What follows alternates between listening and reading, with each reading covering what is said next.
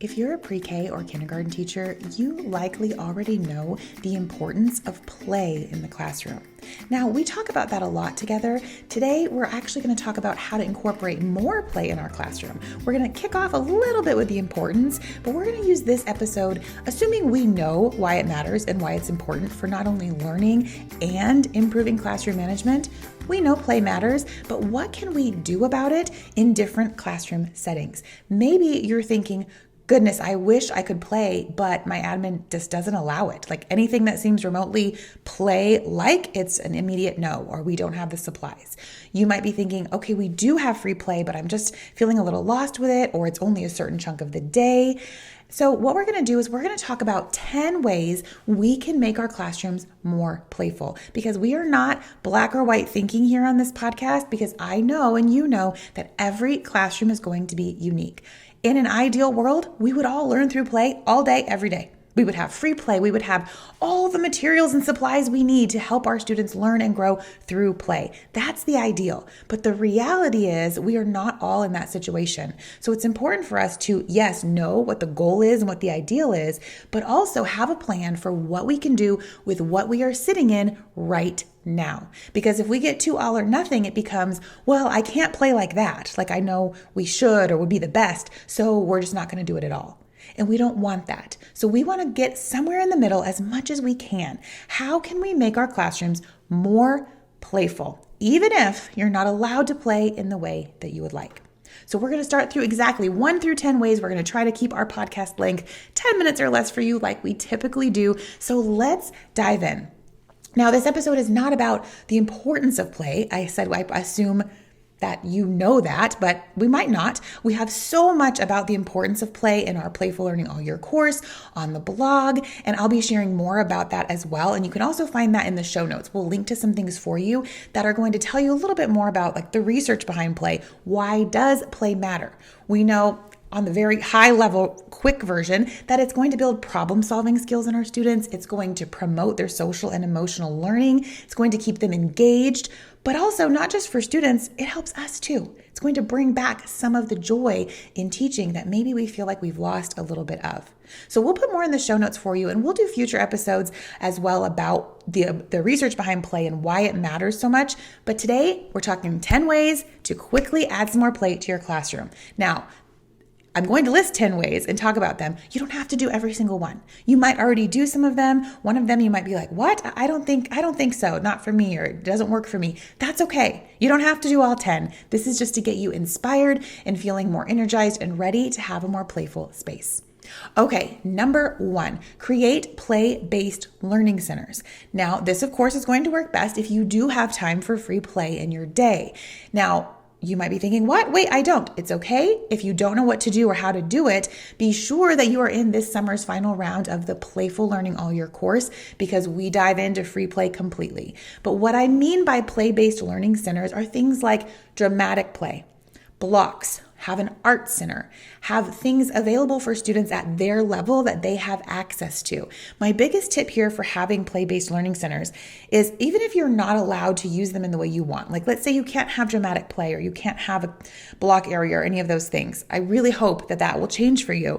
But even if that is off the table, think of, okay, how can I make my room more my students and less mine? How can they have access to things at their level? Can they be in charge of their own supplies? Can math and literacy centers be more hands-on? What can I do to make it more developmentally appropriate and belong to them so that it isn't our classroom, like the teacher's classroom, but the students? Number 2, use manipulatives. This may seem obvious, like, hello, we teach kindergarten. Of course we're using manipulatives. But sometimes manipulatives are getting left just for math. Like, oh, we use them for counting. Think of all the ways you can make something hands-on. You could use toy cars for blending and segmenting sounds. You could use slinkies for stretching things out, for stretching words out. You could use Legos or letter tiles for building words, syllables. Think of what you can do to make not just math more hands-on and interactive, but other times of your day as well. So get out those manipulatives, look at them and think, what other ways can I use these? What other ways can I make something more hands-on and not just use the bears, even though they're called counting bears? Could I use them for something else besides just math? Now, if you are in the Print and Play Club, go ahead and log in and you can type in manipulatives, and we have these centers ready for you where you just add a specific manipulative. So if you type in counting bears into your search bar, you'll find our counting bears center, and we have centers using counting bears that are not just for math, but for literacy as well. And you can find that for pattern blocks and so much more. If you're not a Print and Play Club member yet, we'll make sure that an invitation with a free gift and everything is for you in the show notes. Okay, number 3, play games. Use games to practice and review concepts. These don't have to be really hard games, but things like a guessing game or I Spy, if you're learning a new letter or color or just any sort of concept, think of, okay, how can I gamify this a bit to help students feel engaged? Adults like when things are gamified, don't we? Like if we played bingo at staff meetings to cover things that we've been learning, we might be more excited, right? To be like, oh yes, that's a rule we learned or something we've been covering for a policy or whatever. We would probably like that. Kids do too. So think of, okay, if I'm reviewing something, are there puzzles I can add? Is there a bingo game we can play? Is there something I can add to circle time in the pocket chart? How can I review this with a game instead of just like a call and answer or a flashcard or a paper or something like that? How can you gamify it? Because sometimes the curriculums that we use don't do that. So think of, how can I make something into a game? Number 4, take play breaks. Now, this is a little bit different, taking a play break, because really play should not be treated as a break. So I'm putting this in here, but with this little side story here. Play is absolutely a right for students. Play is necessary. And I'm not just talking about recess, but the reality is recess is often short. We don't get the play that we should get. And so sometimes we kind of have to incorporate it as a brain break, if you will.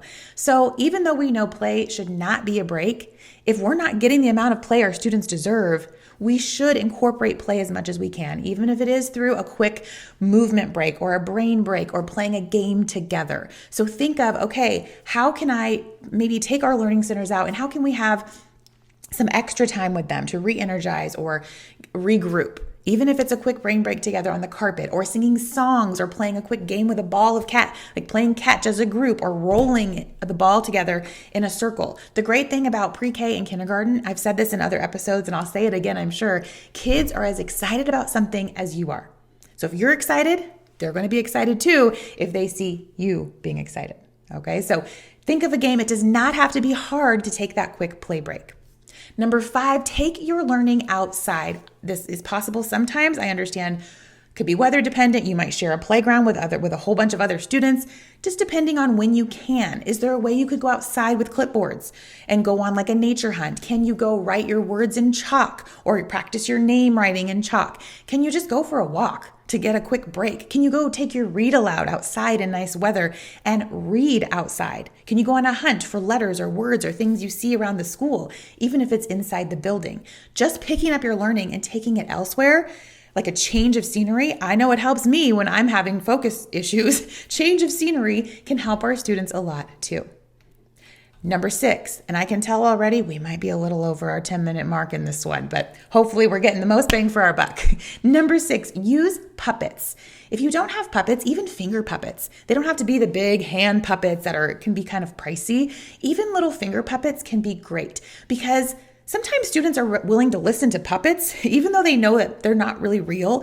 You don't have to even be a ventriloquist. Like, you can move your mouth when you're talking for the puppet. It's showing them how to play pretend, and it also gives them a different perspective. They're almost more willing to listen to that pretend puppet sometimes than they are a teacher, and it gets different perspectives out, like different social skills, retelling. Instead of, they just listen to you tell the story, instead of listening to you again, do some sort of retelling, can you get a puppet out that talks in a funny voice and moves around?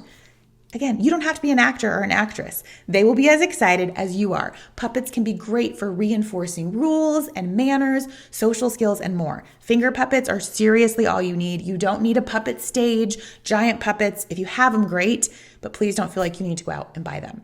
Along with this, for number 7 is act it out. So this kind of goes along with puppets, but acting things out is really powerful for helping students kind of get the concept. So if you're retelling a story, have students come up and be the characters.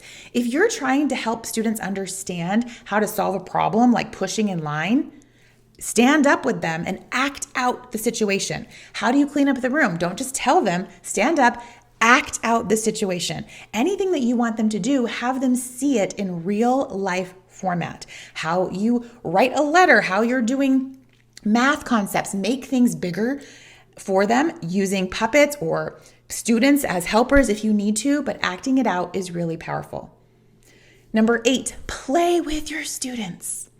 This can be hard because sometimes we're like, well, there's so much to do. Yes. But when we are playing with our students, this is not a break time for us. It's not like, oh, thank goodness that I'm just going to kick back while they play and I'll just have them make me some pretend food and take a break.